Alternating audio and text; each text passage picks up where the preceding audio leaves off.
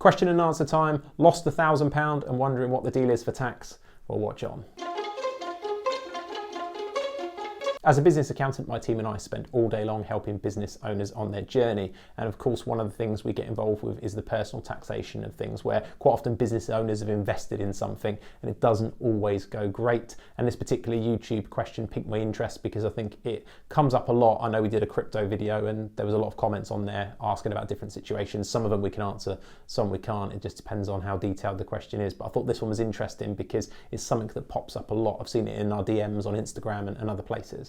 And that's this question around, if I've done £1,000, it doesn't have to be crypto, it could be shares, could be anything really. I've invested £1,000 in something and I've lost it. Do I still have any tax to pay? Well, it's a great question. But before I answer it, if you enjoy these type of videos, make sure to click the bell and the subscribe button below so you get notified whenever we release more just like it. So the simple answer to that is no, there's no tax to pay. You've not made any profit, so there's no tax to pay. And that's the kind of thing to think about is if you've got rid of it and physically made a loss, properly lost. So let's say you got rid of it to an unconnected third party. So you've not sold something that's worth a load of value for a quid to your mate or anything like that, then yes, there's no tax to pay generally, and the reason for that is that you've not made a profit. General tax rules are pretty good in terms of if you made a profit, the government wants their cut. If you've made losses, in actual fact, the rules often are quite nice in fact that they let you take those losses and offset them against future profits that you might have made. Now, loss rules are super complicated, so I don't want to go into it in this video, but let's just say that if you had made a loss,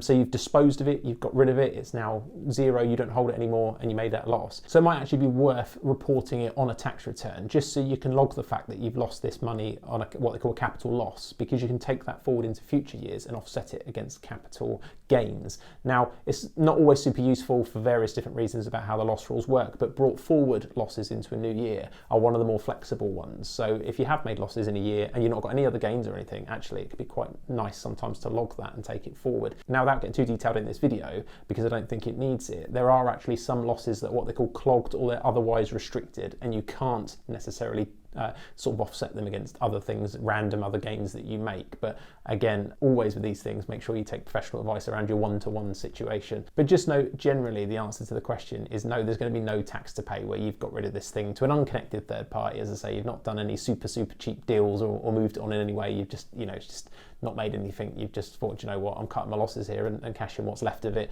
and you've made that loss. Then no, there's going to be no tax to pay because there's no profit. So there we go, no tax to pay, but you might want to still report it on a tax return for your own benefit. Please do share this video with anybody that you think needs to know this information, and I'll see you in the next one.